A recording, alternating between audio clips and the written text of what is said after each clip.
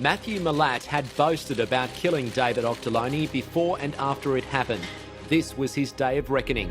It is hard to imagine that someone did this to make a relative who he barely knew proud. I think this was just a case of two very bad young men who did it for nothing more than seemingly their own entertainment. And I think that's what makes this case just so incomprehensible. When I met Chase Day, I was in the Mooram at Barrel Police Station. He was pretty tired and still upset at the circumstances. Mr. Day, for the purpose of the record, would you please state your full name and spell your surname? Chase Nathaniel Day, D-A-Y. Now, it's been explained to you that you're under arrest for your involvement in the murder of David Auchterlonie. Do you understand that? Yes.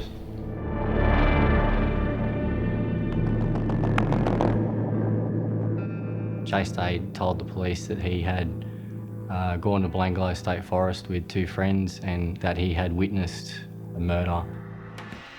And I said, "What are you doing this for?" And he said, "You stay the fuck out of it and get back in the car." And I did what he said because I didn't want to get hit. And I heard Octo start screaming. The chilling statement by a regular 18-year-old in the early hours of Monday the 22nd of November 2010 confirmed that something terrible had happened in the nearby Belanglo State Forest. Chase Day had handed himself into the police and revealed that his friend, 17-year-old David Auchterlonie, had been murdered.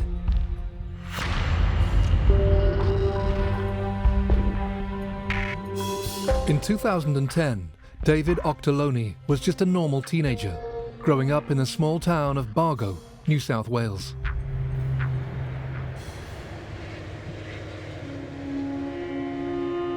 He liked to ride his scooter and his skateboard. His motorbikes and push bikes, play PlayStation, just have fun. Although close to his mother, David grew up in the family home of his grandparents. When he was little, he was a beautiful baby. He was no trouble whatsoever. And when he first of all came to me, he came for a short stay, and as his parents went different ways, his stay with me grew longer. He was just happy and loved life and enjoyed it, and it was just good to be around and to have someone like that in your life. Everybody was his friend, everyone was his friend. And he never seen the bad in anyone. Yeah, David was very trusting with a lot of people and would give them a chance and, hang out with them and see what sort of people they were and hope that they didn't do wrong by him. David Auchterlonie belonged to a close-knit group of local teenagers who used to hang around in Bargo. The group included Chase Day, Cohen Klein, and another young man who stood out from the others. When David was up at his mother's place one day, David said to me, "Nan," he said, "you remember Matt?" And he came right up to my face and he said, "Do you know who I am?" And I said, "You're Matt Muleman." He said, "I am not." He said, "My name's Matthew Milat." Matthew was in fact born Matthew Muleman, and at some stage he had changed his name. That Matthew had started to develop this fixation with Ivan Milat, who was his great uncle. A man has appeared in court charged with the backpacker serial murders. 49-year-old Ivan Milat faces 7 counts of murder and 1 of attempted murder. Ivan Milat is one of Australia's most notorious serial killers. He was convicted of murder in 1996 after abducting, torturing and killing 7 backpackers before hiding their bodies in the Belanglo State Forest.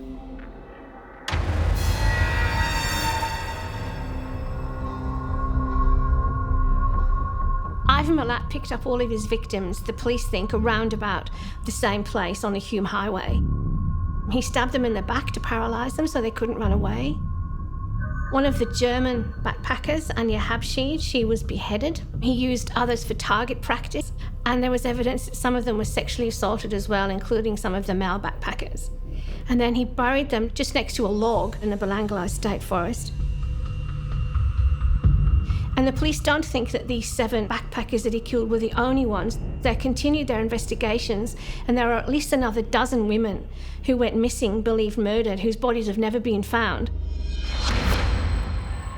Rather than shying away from his relative's chilling history, Matthew Milat almost idolised his uncle Ivan and would actually brag about his connection. Matthew Milat started to talk to his friends about how he thought of Ivan Milat, that he would often want to go to Belanglo State Forest to have a look at the plaques and the sites relevant to the backpacker murders. And that really put people off. Matthew Milat really started to send out warning signals about his mindset, his frame of mind. He certainly seemed to take an incredible perverse pride in that link. A lot of other Milat family members had changed their name to avoid the association, but here we had someone who was absolutely hell-bent on being associated with this family and with this crime. And I said to David, I'm sorry, but I don't like him. I said, there's something weird about him. And I said, do you realise that he's related to Ivan Milat, the one that murdered the backpackers? He goes, oh yeah, Nan, but he said, you never ever see the good in people. You always got to see the bad. I said, well, I'm just telling you to be very, very careful him, because there's just something about him. I think David, because he was just that sort of person, he just felt sorry for him, you know, felt bad, had what the family had gone through. David's family were well aware of Ivan Milat's crimes. They'd always regarded his great-nephew Matthew Milat as a little odd, but soon his behaviour began to raise much more serious concerns. And one day Matt Milat had pushed David, and I've come out and I said, what's going on out here? And I said to David, I said, you go inside. And I said to Matt Milat, you get in your car and you go home. And he come right up to my face and he said, nobody tells me what to do. And I was frightened, so I put my hands out and I've literally pushed him off me. And I said, now you get in your car and don't you ever come back here again. He then began doing drive-bys past my house 2 or 3 times a day, and he'd come up here around the corner, skid on the brakes, and the car would do a 360. He was a bully. He was a definite bully. Despite his grandmother's dislike for Milat, David continued to spend time with him. It was an association that would cost her grandson dearly. On Saturday the 20th of November 2010, David Auchterlonie was celebrating his 17th birthday with his family, first with his mother and then with his grandparents. Being his birthday, we, talked and hung out for a little while, give him a card with some money in it. And then he went off to his nan's to do the same thing and celebrate his birthday there with them as well. And my younger son came down and we had a birthday cake and we sang, and he loved it and he was so happy. And we had a couple of beers and he said he was going with his mate. He said, well, look after yourself, don't do anything silly. And that was the last we seen of him.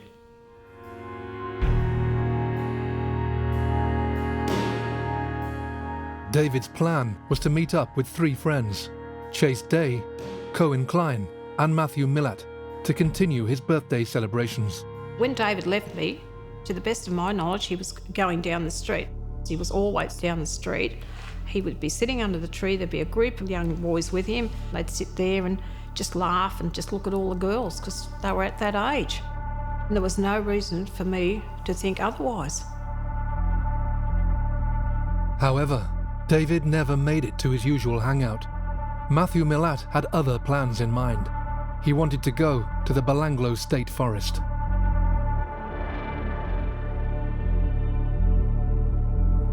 He used to boast to people, you know what my uncle is famous for, you know what my family is famous for, and that in the lead up to the crime, he had been talking to friends and boasting that, well, we're going to go to Belanglo and someone's going to die. The Belanglo State Forest is probably one of the most notorious sites in Australia. I've spoken to a lot of people who've been there. It's just an eerie place to be by virtue of what everyone knows or believes has happened there. Belanglo Forest is a really eerie place. It's dark, it's dank, it's got the high trees. If you didn't know the area, you wouldn't know where you were. If someone put you in the middle of the forest, you would never be able to find your way out. Matthew Milat was for some time asking for people to come with him to go and visit the sites that were notorious now as a result of his uncle.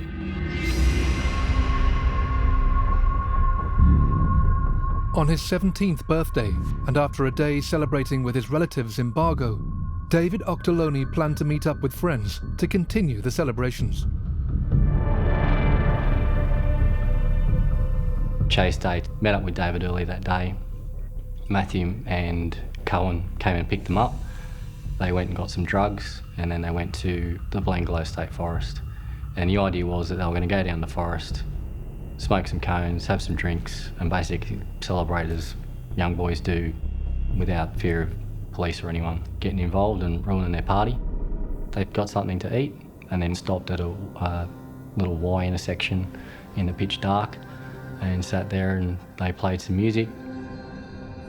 And David Auchterlonie had sort of gone along with this plan of just 4 friends hanging out in the forest. At this stage, still none the wiser as to what was going to take place.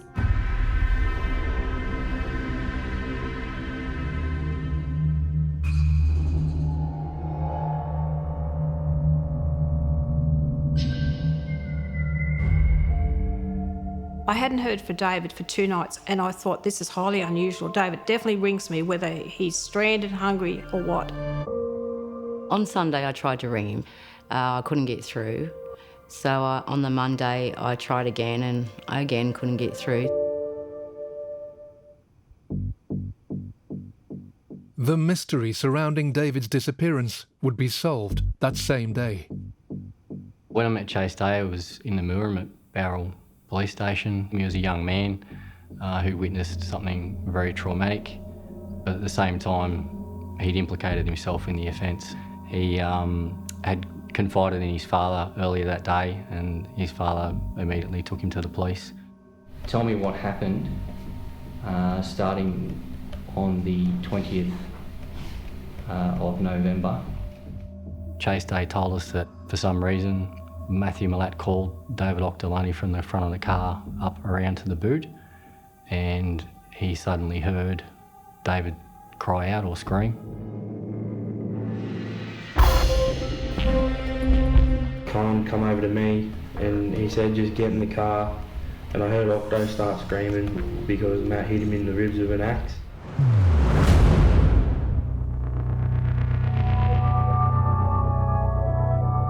And then he saw Matthew Milat with an axe chasing David Auchterlonie around the car. And he said, lay down. And Matt, Octo was like, don't do this, man, like crying, saying he was sorry.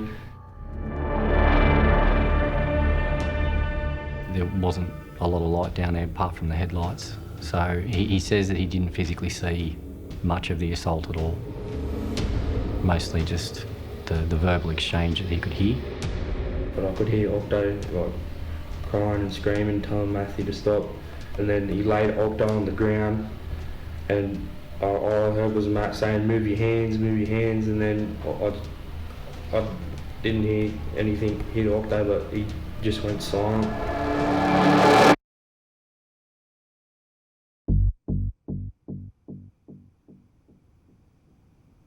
It's at that point that he says that Matthew Milat starts talking about taking the body and having to dispose of the body. And he dragged Octo along, he dragged it along the ground, Did Matthew say to you why he wanted David dragged into the bush? So he wouldn't get found.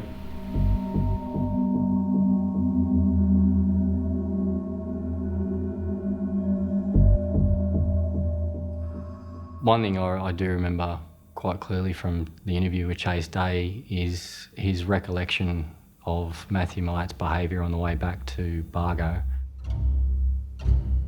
And he describes Matthew Milat going through this rush, like a high. Oh, he was saying... What did they actually say? Matt was saying, oh yeah, that was such an adrenaline rush. That was all I heard him say. And then Matt's like, Cohen was like, I told you that you were going to go down the same path as your uncle, and that was it. And then I started losing.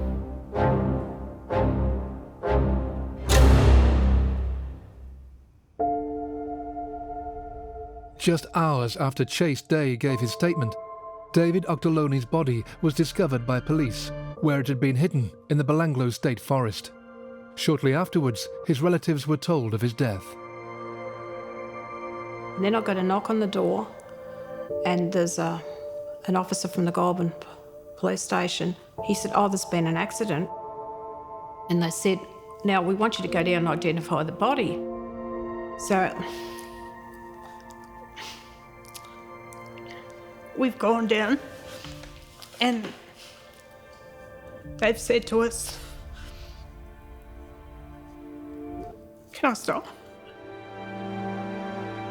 I rang his grandparents' phone number, and his uncle actually answered, and I said, hello, is David there? I've been trying to ring him and I just can't seem to get through. And his uncle just turned around and said to me, no, Donna is not with us anymore. And we went down to Bowral to identify the body. And it was horrible because all I could see, it was his eyes were wide open, and they were just staring. Just help me. That's all I remember seeing. I think I was still in shock at the time. I think I held it together till the funeral. Yeah, that's... They wouldn't let me touch him or hold his hand or kiss him or say goodbye because they didn't want me to interfere with the evidence. And even though I said, yeah, but it's me, like, I'm his mum, I had to stand back and say goodbye to him and tell him that I loved him and that I was sorry. And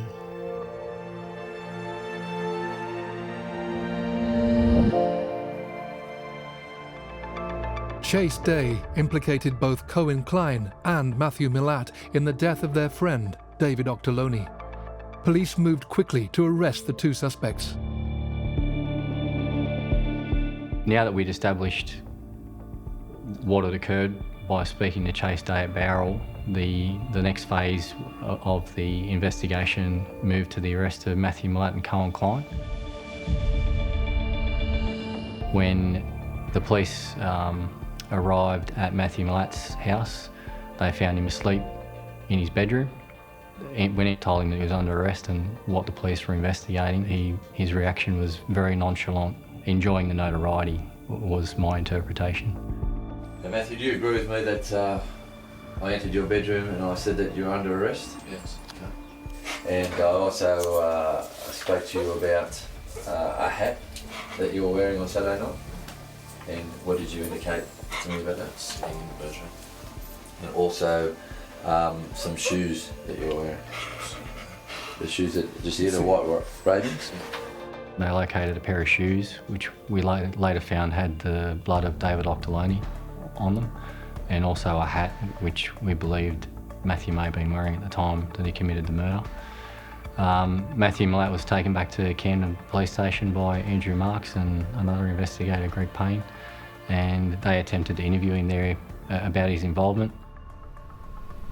For the purpose of this record, what is your full name? Matthew Stephen Milat. What stood out to the investigators during the interview with Matthew Milat was how calm he was.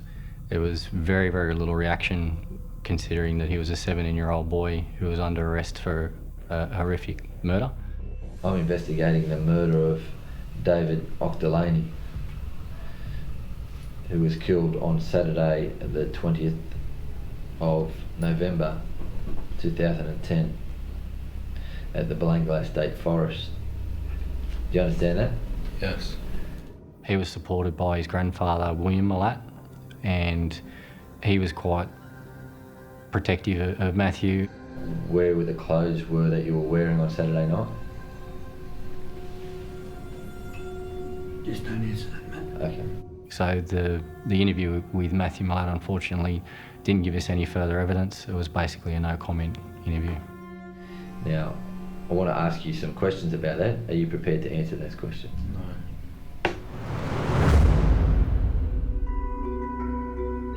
At the same time, other detectives went to the home of Cohen Klein. Just for the purpose of the video recording, can you please tell me your full name? William Klein. Police conducted a search warrant at the address of Cohen Klein. He identified a number of items which belonged to him. But whose shoes are those? They're my brother's shoes. Where are your shoes? Just they're my new shoes. When you say new shoes, how long have you had those for? 2 days. Of interest, the investigators located a Nokia mobile phone that Cohen Klein had identified as being his phone. Who owns that mobile phone? Me. Is that the only mobile phone you have? Yeah. We wouldn't realise the significance of that phone until later on in the investigation. Want to handcuff you? So you understand? Klein was taken to a local police station where he gave his version of events. Police station. You'll be entered into custody. Cohen Klein played a different tact when he was arrested by police. He immediately tried to play victim. He told the police that he was absolutely petrified of Matthew Milat, that he'd been caught up in a horrific murder, and that he was too scared to come forward. At any stage did you attempt to stop what Matt was doing to David? I couldn't. Like, if Chase was asking him to stop and he just kept saying, "Shut the fuck up, Chase," sort of thing. When did that conversation take place? When I was going around the car. Okay. I was literally like scared for my life. I couldn't say anything to Matt, like, or I just get the shakes thinking about it. So I can't even sleep, nothing. Okay. We didn't accept any of it. Chase has told us that as you got in the car, you basically ushered him into the car, as you're telling me, and it's about that time that you've said to him, "I've asked Matt not to hurt you. I told him that you're my mate, or I'm your mate." Yeah. Words to that effect. Do you recall? That was how he said that. When did he say that? No. Why would I say that? He said it to me like after I said it to him, after I seen Matt. Is there any reason why you didn't ask him to not hurt David? Well, I couldn't really ask him because it was a bit late. The inconsistencies in Cohen Klein's statement were enough for police. They were convinced that amongst their 3 suspects was the killer, or killers. Initially, I did have some suspicion that Chase Day may have had some involvement, and the reason being is his version started with him telling us that he'd had concerns earlier that day that Matthew Milat was going to kill David Auchterlonie, and he couldn't really explain that. When you met up with Matthew and Cohen that afternoon before you went to the forest, did you think that they were going to kill David? It was on the back of my mind, but then when we got in the car... Why was that in the back of your mind? Because Belanglo Forest, and then Matt being Ivan's nephew. For that reason, I wasn't completely convinced that Chase Day's version was true. Despite these doubts, Day's statement, along with a lack of any other viable suspects, convinced police that they had found the people responsible for David's death. Cohen Klein was charged with murder. Chase Day was charged with accessory after the fact to murder for his involvement in disposing of the body.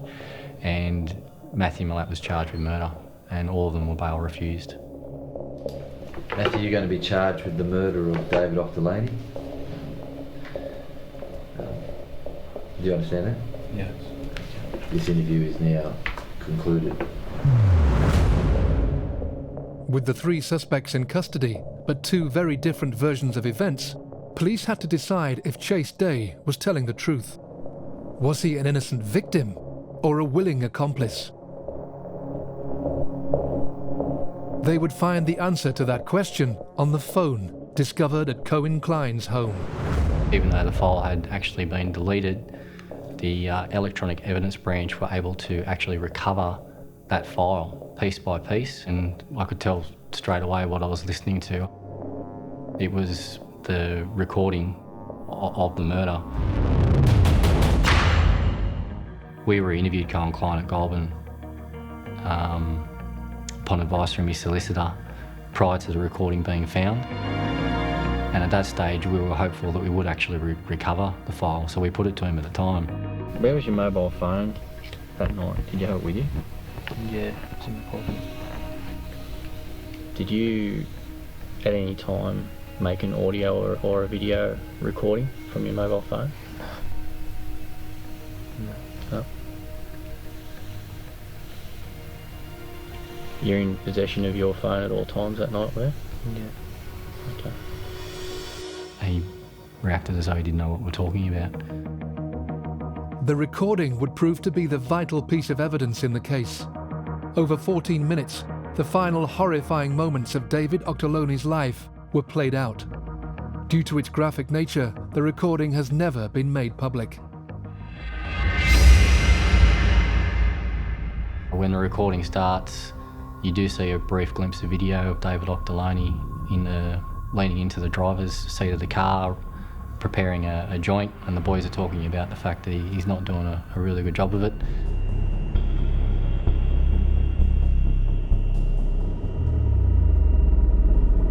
Shortly after that, you hear this groan, and you hear David Auchterlonie. It's like a sound as though he's been winded, and we know from the examination at the post-mortem that Matthew Milat struck David Auchterlonie in the ribs with a large axe. What was Matthew saying, if anything? Stop running. Well, I want to talk to you. David Auchterlonie has fallen to the ground. You hear Matthew Milat basically proceeds to taunt him for minutes. It goes on. And Chase Day is begging for David to be left alone, wanting to intervene. And I said, what are you doing this for? And he said, you stay the fuck out of it and get back in the car. And I did what he said because I didn't want to get hit. And I wanted to be there for all day, but there was absolutely nothing I could do. Towards the end, Matthew Milat starts to repeat himself, building up to the final blow. So he was just asking the same question over and over again. And how can I trust your word? And all that. And Dave was like, you can. And he's like, well, from all this other shit, how can I trust it? And that was it. That's all I heard. And I just said, they just went silent.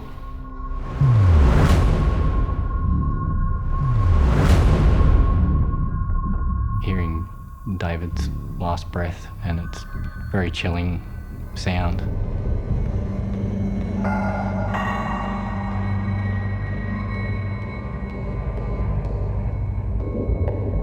Several months after the murder, police were handed another vital piece of evidence. A person had been walking down around the ponds in the Bargo area and found the wallet of David Auchterlonie with the licence still inside. With the proximity of the wallet to a local swimming hole, we sent the police divers down, and not long after they recovered the large double-headed axe that Matthew Milat had used to kill David Auchterlonie. This terrifying weapon, along with the forensic evidence found at Matthew Milat's home, built a solid case against the three alleged perpetrators. At the same time, police were growing more and more convinced that Chase Day's account of that terrible night was, in fact, the truth.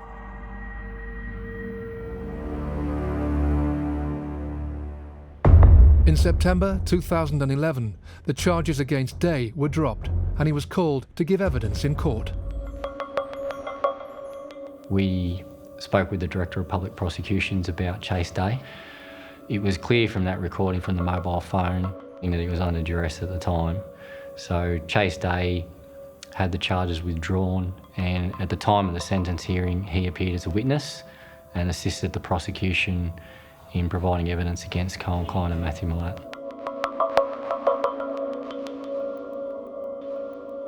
In the face of overwhelming evidence against them, Matthew Milat and Cohen Klein both pleaded guilty to murder. On the 21st of May in 2012, the two young men appeared at the Sydney Supreme Court for sentencing. Matthew Milat had boasted about killing David Auchterlonie before and after it happened. This was his day of reckoning. It was very strange to be back in the Supreme Court in Sydney involving a Milat. I think that bizarre feeling never really left it, of this horrible sort of family dynasty that had been created in Matthew Milat's mind. To have that played out in court, to have the Belanglo State Forest, all of these words coming back into courtrooms in Sydney so many years after the trials for the backpacker serial killings, was an incredibly surreal experience. So the public reaction to this case was one of horror and outrage because of the age of the victim, because of the age of Matthew himself when this was committed, the use of the battle axe, and I think just the horrendous nature of what happened. Richard First was asked to undertake a psychological examination of Matthew Milat. This was submitted as evidence at the sentence hearing. I concluded that he was likely stressed by some of the situations he'd raised, including the relationship and unemployment and some drug use. However, there was no indication that he was driven by a serious mental illness or psychosis, and even the reasons he gave were probably insufficient to account for the horrendous nature of what actually took place and the degree of planning. I used to look at Matthew in the dock, but he was cold, you know. He knew he was going to get what he was going to get, and he wasn't going to feel sorry or guilty. He's just that sort of person. He would not engage with the courtroom. Kept his head down. He didn't look at the judge, he didn't look at the gallery, didn't look at us. It was unusual. Every time he looked at Milat, there was no remorse, and it was like, hey, I'm on show here. I can't be touched. They were just sorry that they got caught and jailed and they got locked up. Other than that, I believe that they would have been still out bragging about it to this day. On the 8th of June 2012, Justice Jane Matthews sentenced the two young men for the murder of David Auchterlonie. It was clear to the court that this offence was a premeditated murder, that there was no real motive apart from Matthew Milat wanting to kill David Auchterlonie, essentially as a thrill kill and to emulate his Uncle Ivan.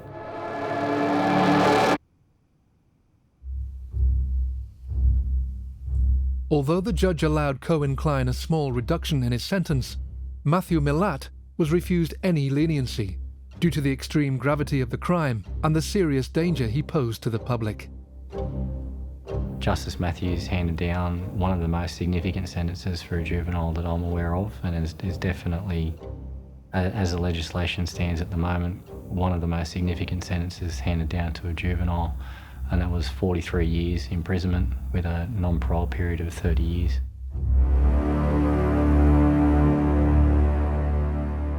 Probably the thing that speaks loudest, that it was such a horrific crime that it seemed to attract such a long sentence.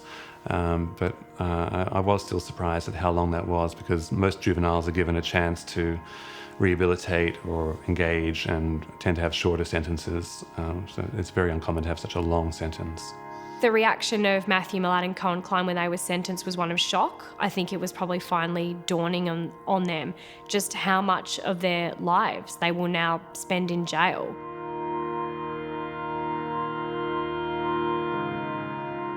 We were glad that they got as long as they did, but we still don't think it was enough.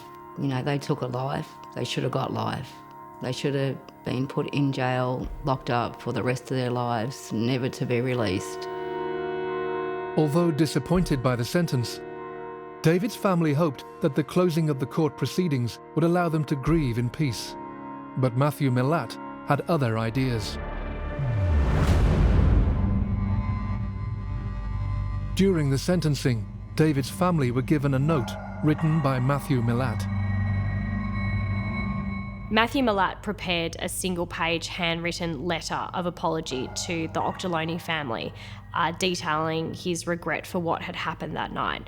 But it was a letter that was wholeheartedly rejected by the Auchterlonie family, who saw it as nothing more than a ploy by him to avoid a heavier sentence. Although the note was dismissed by the Auchterlonie family, who saw it as completely lacking in remorse, this was not the first time Matthew Milat had written about David's death. A poem that Matthew Milat wrote about 9 months after the murder was actually described by the sentencing judge as being particularly chilling. To think that a teenager was capable of writing such brutal violence, and the images that were raised in the poem were really incredibly haunting. This was a poem written by Matthew Milat called Your Last Day. Click clack, hear that, stopping in the middle of the track. Are you getting nervous in the back? Should be you're getting whacked. Talk shit here, talk shit there, no one's really gonna care. But talk shit with every breath, you just signed away your health.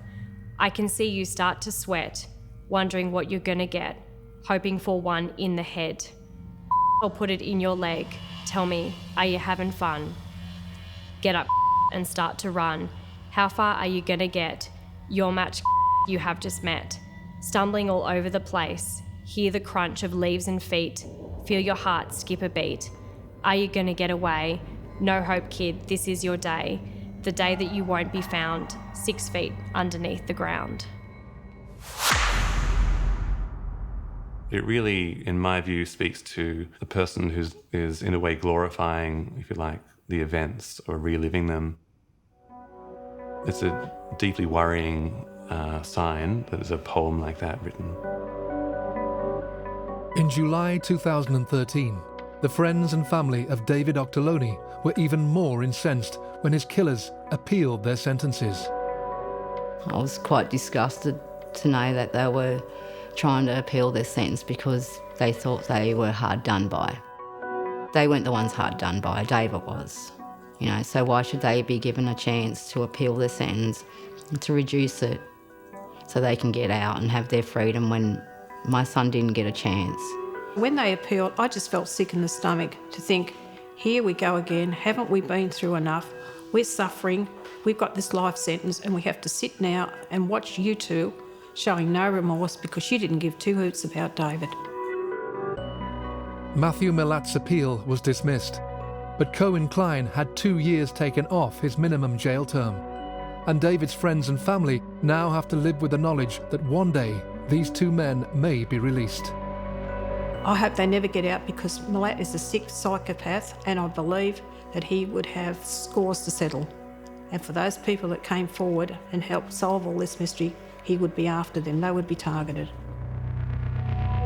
Matthew Milat tried to follow in the footsteps of Ivan Milat, his great-uncle. 2 sets of crimes committed in this beautiful forest. But we're left with the question of why he did it. Was this a matter of nature or nurture? The reasons behind personality formation and violence are not fully understood, but there have been studies showing a linkage between various genes in the brain and persistent juvenile offending. Certainly Matthew Milat seemed to hint that he saw that he was fulfilling some sort of family destiny by boasting about, you know what my family is famous for and you know what my uncle did there. But it is hard to imagine that someone did this to make a relative who he barely knew proud. I think this was just a case of two very bad young men who did it for nothing more than seemingly their own entertainment. And I think that's what makes this case just so incomprehensible. In the aftermath of this terrible tragedy, the Auchterlonie family continue to honour David's memory. He was well liked, and there's still people that remember him. Sandra and I had a plaque put on the local skate spot. He spent a lot of time up there, chilling out, riding his skateboard or his scooter. David's death, it rocked the community. It was horrific, and everywhere we went, people were crying, and we'd have people coming up to us. It just brought us into the spotlight, and we didn't want that.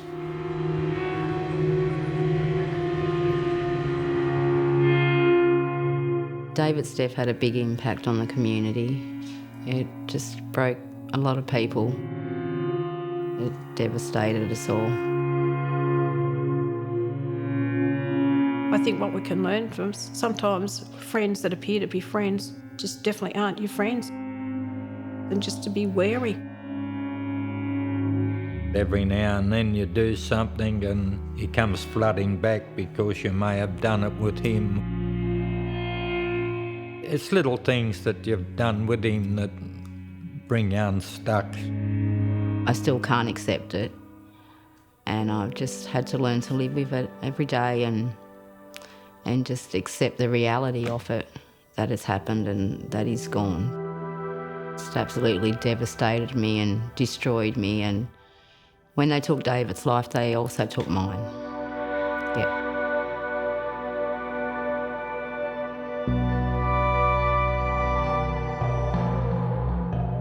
The thing that always strikes me about this case in particular, having worked at homicide for a number of years, is that this was a thrill kill.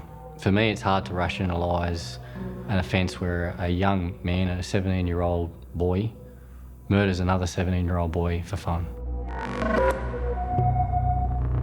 This is certainly one of the absolute worst crimes that I have ever heard of. The violence, the callousness, the youth of the two people involved, Matthew Milat and Cohen Klein. I think it absolutely was a case that shook Sydney, shook that area near Belanglo again, and obviously because of the notorious Milat name, certainly shook Australia as well. The information that we had from our investigation into Matthew Milat was that he was going to kill again. He definitely had the intention to go on to be like his Uncle Ivan and to gain that notoriety by killing as many people as he could. He really wanted to go on to become a serial killer.